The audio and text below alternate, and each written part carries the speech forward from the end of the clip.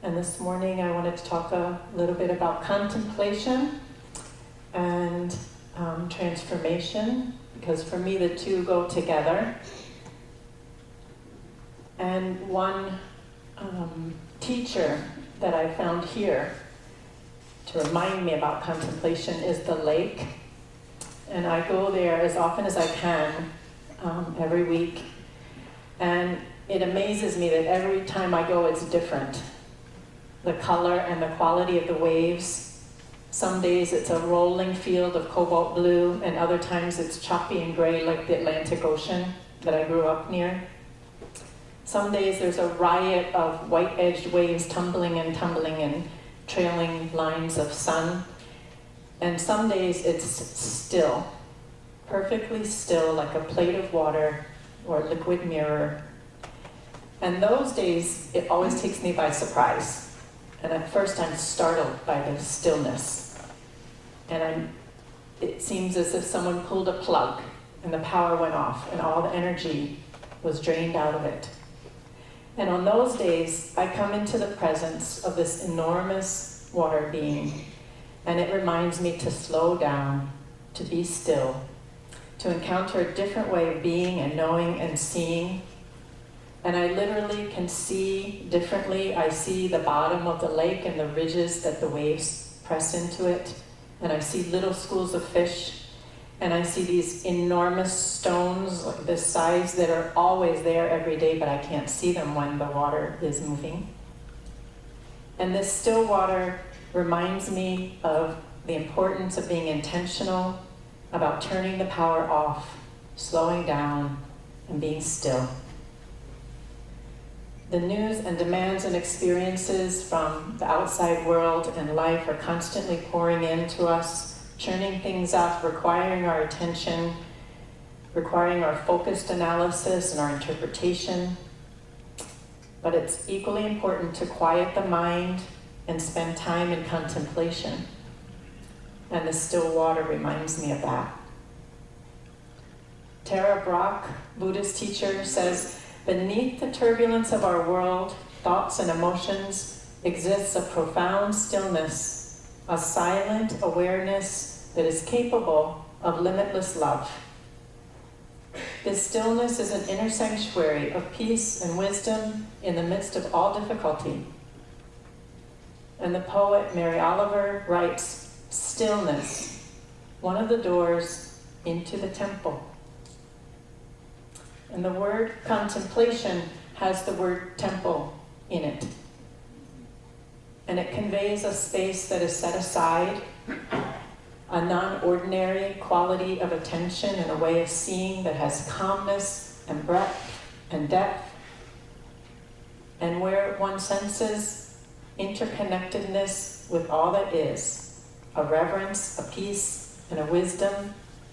Thich Nhat Hanh describes it as an experience of interbeing. And Tara Brach says this place is capable of limitless love. The contemplative life is often associated with mystics and monasteries, with withdrawal from the world into a cloister or an outer physical space or temple, where things are intentionally stilled. But spiritual teachers today say that that is an outdated view, and that we live in a time when the understanding of the contemplative life has shifted, and that the contemplative life is lived in the midst of the chaos and noise of the world, and that it's not about renunciation of the world, but transformation, that it is interspiritual, and not based on a guru model or following a superior, but on spiritual friendships and dialogical relationships, that it values elders and mentors and intergenerational alliances, that there's a shift away from individual enlightenment and escape towards a commitment to be in the world for service and for collective awakening, and that it embraces the inherent unity of contemplation and action. And for me, this transformative power of contemplation is important for this time that we're living. 2 weeks ago, Professor Rao talked about the fact that we're living at a time of epic transition, where we're betwixt and between ages, where one age is failing and collapsing and another is emerging but is not yet. And what we know about climate change tells us that this is happening under conditions like no other transition that human beings have navigated. That there's danger and opportunity in this evolutionary cusp that we're living. Bill Plotkin is an eco-philosopher and psychotherapist, and he says we simply cannot think our way out of our current planetary impasse. In order to take root and survive, transformation must be sourced in a worldview and a consciousness profoundly different from the one that created this impasse. And Thomas Berry writes, "We must go far beyond transformation of contemporary culture. We must enable a shift in consciousness rooted in new understandings that come to us from ecology, from physics, from eco-psychology and other fields, and from the understanding that comes from the contemplative traditions. We are summoned to evolve." The spiritual traditions tell us that the quality of consciousness that we bring to this moment matters, that it helps to shape the present and the future. And by stilling our minds in contemplation or meditation is a way to access the heart, raise consciousness, experience interconnectedness, and open to a new way of seeing.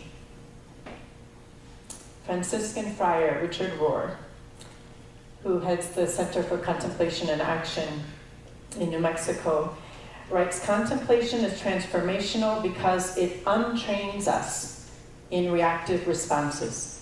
Most responses are repetitive, habitual, and practiced. So when you stop practicing them, you open up the field. And that, on a very physiological basis, is what we're doing in contemplation. It changes everything." Kathleen Dowling Singh, a Buddhist teacher, writes, "When contemplation clears ordinary mind, original mind shines through."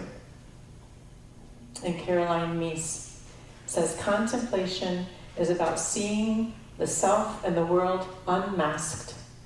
Contemplation gives rise to original thought, original vision, and the contemplative sees what others cannot see, imagines what others cannot conceive of, and they pull the rest of humanity forward with visionary strength." So this morning, I wanted to talk about two women, both of whom are contemplatives in the midst of the noise and chaos of the world, and what I've learned from them about the power that comes from contemplative stillness. And the first is a woman, Sister Joan Chittister, who's a Benedictine nun. She was a prioress for this contemplative order for many years. And I had the opportunity to meet Joan Chittister many years ago when I was with Witness for Peace, and we were doing a speaking tour in the United States with women from Nicaragua. That took us to her Benedictine convent, which is a hub of activity for international peacemaking efforts. And we had a very long week, and we're staying with them. And it came to be Friday night, and since this was a contemplative order, I thought, great, this will be an easy, quiet night. We can get some rest. But Joan Chittister came out and says, "Okay, ladies, I know everybody's tired, but these sisters need to party." And out came the popcorn and the beer, and Joan's hauling this piano across the floor and starts playing away, and we had a very late night of quite rowdy singing. And in the morning, there was a return to this intentional stillness and silence and contemplation that guides their engagement in the world. And that night I learned some things about these contemplatives. That one, they like to party and they're very joyful. And I learned something about Joan. That night, she was having trouble with one of her legs. She said it was really tired and she needed help propping it up on a chair, which was out to the side as she was playing the piano. And what I learned was that 1 month after entering the Benedictines, at 16 years old, she got polio. And it was the same year that Dr. Salk invited the vaccine for polio, but it was not in time for her. So she was paralyzed and she was in an iron lung for several months. And then she spent 4 years with leg braces and in a wheelchair. And she had to learn how to stand and how to walk eventually. She writes about this process, and she writes about being taken to a room that was full of mattresses, and they would put her on the ground and they would talk to her, explaining how she was going to stand up, but nobody would help her. And she says, I had to find a way to stand up from the inside out. And she said, I knew I was going to be able to stand. I had this knowing on the inside. I could feel it. And I knew what the medical community didn't know yet, that the nerves would regenerate, but it was so, so slow. Another sister spent 3 years working on my leg every night, waiting for it to spark. And finally, one day, one toe moved, and then I was on my way. And she writes that from those years, she learned endurance, balance, and contemplation. That the polio literally held her in a place of stillness, and she found the door to that temple that Mary Oliver writes about, where the field opens up, where everything changes, and it transformed her life. And from it, she continues to transform the world. Here's what she says about contemplation. She says, it is not an exercise, it is not a synonym for cloistered life or removal from the world. It is not a sacred spa for spiritual escapism. Contemplation is an attitude, it's a way of life, a way of seeing. Being contemplative means this: I live totally immersed in the presence of mystery, the source of life, and the world around me. The essence of contemplation is the consciousness of the interconnectedness of all of life and the courage to live from this consciousness. It's developed from the inside and it takes us back out. Anchored in her life of contemplation, she's an international leader in human rights, environmental justice. She's the co-chair for the Global Peace Initiative of Women, a UN-sponsored worldwide network, and she's part of the interfaith group that worked with Karen Armstrong to create the Charter of Compassion. If you ever meet Joan Chittister, she's sort of unstoppable. You wonder when she has time for contemplation, but she is a powerhouse. The other contemplative that I wanted to talk about is a friend named Florentina Perez. And she was born in the rugged mountains of northern Nicaragua to a very poor family of subsistence farmers. And like Joan Chittister, she too experienced a period of stillness in her life that was not of her choosing. When Florentina was just 3 years old, she stumbled into a large cauldron of boiling molasses, and it burnt her feet very badly. So she spent 1 year in bed with her feet wrapped in gauze and propped up. And there was an infection at one point, and the doctor wanted to amputate. He was concerned about gangrene, and told her mother that her feet could never be properly taken care of in the mountains and in such poverty. And Tina says that they decided not to go to the doctor again. And during that year of stillness, she was unable to run or play or explore the outside world with the rest of the children. But she also found the door into that temple. And in that place of steady stillness and contemplation, she transformed that difficulty into a strength. And her feet finally did heal, but the new skin was too tender to go barefoot. and it was a great sacrifice for her family to buy shoes. But they did. And she still remembers slipping her feet into that first pair of little boots that they stuffed full of cotton. And she slipped her feet into that softness and took her first step. And she too was on her way. And to this day, Florentina steps and walks softly on this earth, moving at her own steady pace, and I've never seen her in a hurry. Her first child was a little boy who died, and then her first daughter, Maria Zunilda, got polio that affected one leg. Then came 4 more, and then she adopted a young man named Juan, who's paralyzed from the waist down with polio.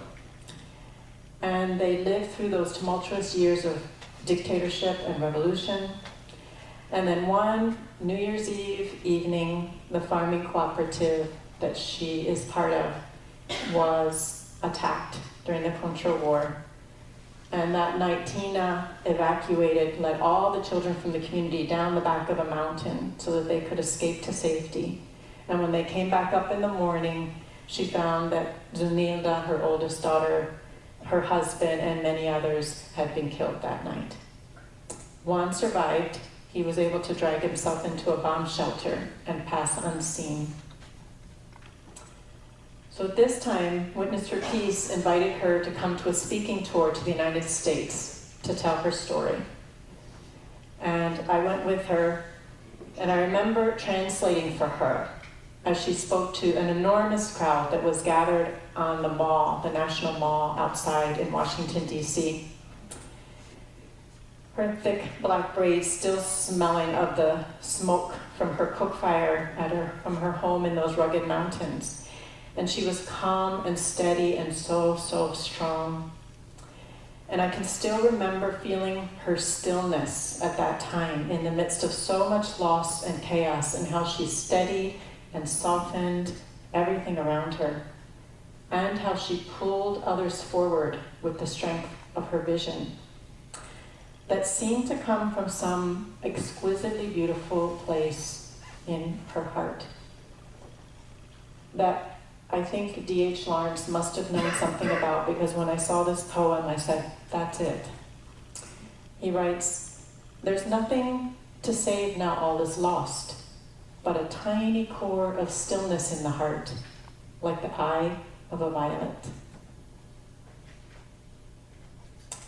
And together we walked softly and slowly down these polished floors of the halls of Congress and past these massive buildings in the Capitol, block after block of granite and marble, through corridors of power where decisions were made that destroyed her village.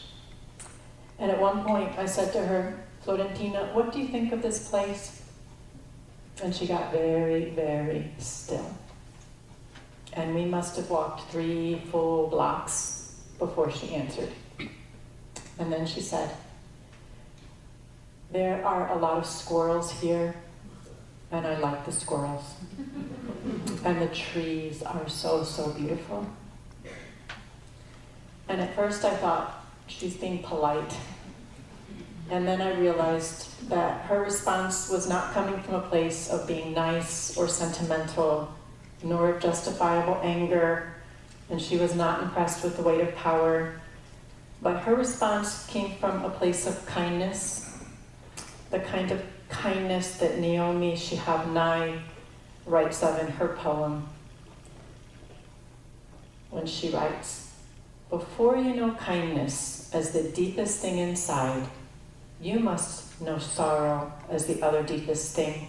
You must wake up with sorrow, you must speak to it till your voice catches the thread of all sorrows and you see the size of the cloth. Then it is only kindness that makes sense anymore. Only kindness that ties your shoes and sends you out in the day to mail letters and purchase bread. Only kindness that raises its head from the crowd of the world to say, 'It is I you have been looking for,' and then goes with you everywhere, like a shadow or a friend." It was the kind of kindness that the Dalai Lama speaks of when he says, "There's no need for temples or complicated philosophies. My simple religion is kindness." Years later, after that trip, Tom and I lived in her village for a couple of years. And being with Tina is like being with a lake on one of those days when it's perfectly still. Her house is made of white earth adobe. She gathers it from a special ravine once a year and lays it on by hand. The walls of her home look as if they're made of poured cream. And the heart of her home is the cocina, the kitchen. There are daily rituals. She rises before dawn each day and kindles the fire. There's usually a little litter of puppies or kittens curled up nearby. And for many years, there was a black boa constrictor that lived in the rafters above the fire. And she said it kept the house clean of rodents, and it had its place, and it never bothered anything. And she was at peace with it, and she taught others not to be afraid. And by dawn, there's coffee that she's grown, toasted, and ground herself. She still grinds all her corn on a stone. She has a metal grinder for days she's in a hurry, but she says tortillas are not the same. And she pats out circle after circle of soft dough and throws it onto this round comal, and they puff up like golden globes. And then she layers them into a gourd that she's hollowed out to hold them. Everything around her takes the shape of a circle. Eventually Juan climbs into his wheelchair, and he brings her news each morning from the outside world because he is the keeper of the transistor radio. Peace and stillness pervade her home, and people are drawn to it. They always stop in on their way out to work in the fields or in their way down into town, or just because her home is so like a chapel. Even the animals, when I was there to say goodbye, I literally saw a couple dogs, cats, and a chicken waiting in line, quietly, calmly, waiting their turn to drink water. I'm not kidding. I just couldn't believe it. William Butler Yeats writes, "We can make our minds so like still water that beings gather about us, that they may see their own images, and so live for a moment with a clearer, perhaps even a fiercer life because of our quiet." So in the middle of the war, Tina asked the farming cooperative that she was part of to set aside a piece of land that would never be worked, that would always be left wild, and that nature could just come back and be strong there. And so some people thought this was crazy, and this was a waste, and this was productive land. They needed to be growing something or put cattle on it. But she had a different vision. She wanted the land left wild, and she wanted nature to come back into balance, and she saw that it could. And it did, enough to sustain a small herd of deer. And then hunters from outlying areas came in after the deer. So the habitual responses were, we can have them arrested, we can fire back. See, this was a stupid idea, we should put cattle out there and forget this forest. And from her stillness, Tina again had a different vision. She said, we can send our young people out into the forest to scatter the deer, and it will teach them to protect the forest and the wildlife. And the hunters, we should invite them to a meeting, which they did. And so when the hunters came to the meeting, they said, when there are enough deer, you can have one for your families. But not now, because things are not in balance yet. And Tina said, we need to understand they're poor like us. They're trying to survive. But they also need to understand our vision, that if we do not restore the circle of life and learn to live within it in balance, none of us will survive. When Tina came to the US during the war, she shared her story and she shared her vision of this interconnectedness of all of life. And she said, wars and bombs land on real people, real lives, real forests, real animals, with whom we are all in a relationship of interbeing. An injury to one is an injury to all, and we must have the courage to live out of that reality. the young people in her community were children during the war, and they are pulled forward by the strength of her vision. These are kids that have memories of being stuffed into wells or into clay ovens or bomb shelters and hiding and losing parents. And together they've started the first campesino, which means peasant language school in Central America. And students come from the United States and from Europe, and they learn by living with the families, sharing their daily lives, their work, learning their story. And this little community on the top of a mountain in the midst of nowhere in Nicaragua with very difficult access and no internet signal at all is a little hub of international learning and peacemaking. And people are pulled to this community because of the strength of this vision. And today, students walk a trail through a wild area that was set aside all those years ago, that is now full of biodiversity and wildlife. They swim in a cold water pool at the base of a waterfall that is on land that the young people borrow the money from people in the United States to buy. They borrowed it on loan and they're paying it back, but they bought this piece of land because they want to protect it from being deforested. And this is the kind of consciousness, this kind of vision of interconnectedness and the partnerships that we need to shape our present and our future.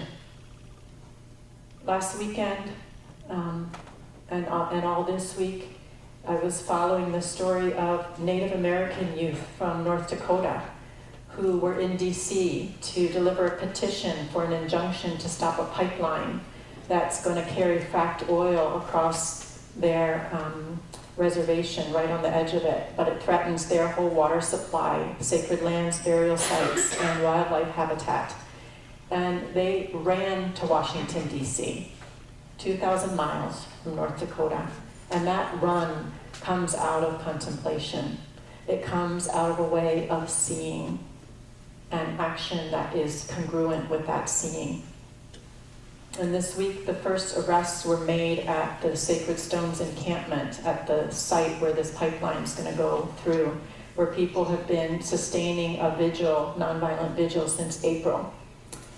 And these communities, what happens in these communities matters in terms of water and communities all over this country.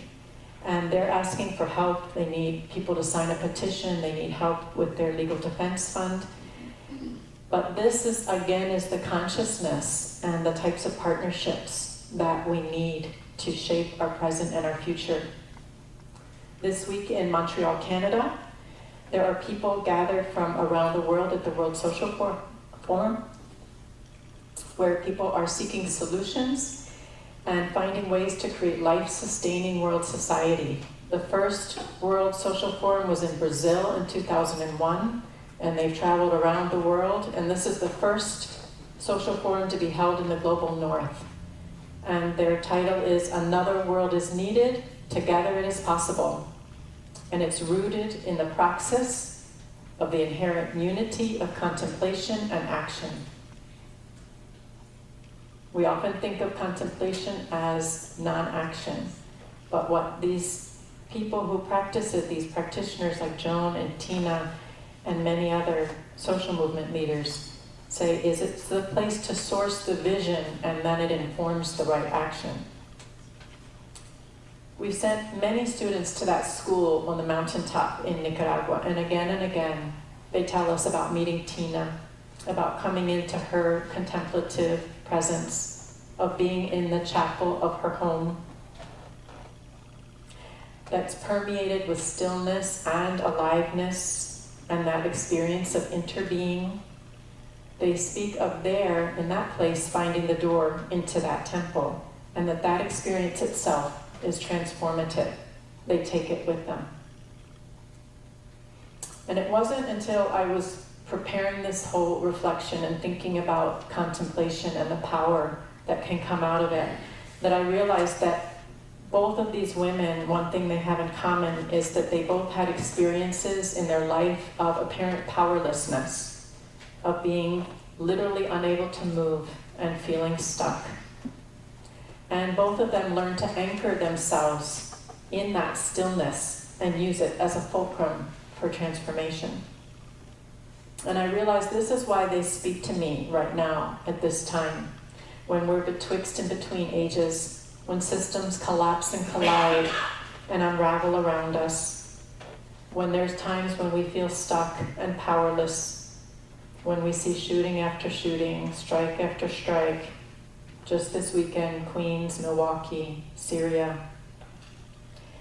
And these women remind me that we can anchor ourselves in the stillness of contemplation. We can untrain habitual responses. We can access kindness and wisdom and power of the still water way of seeing that changes everything and helps us imagine what we cannot yet conceive of, gives us visionary strength that we need to transform ourselves, our community, the world, and to pull others forward.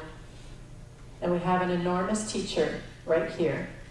We can go to the lake when the water is still. And when contemplation clears the ordinary mind, original mind shines through. We open to a new way of seeing that can help us find our way.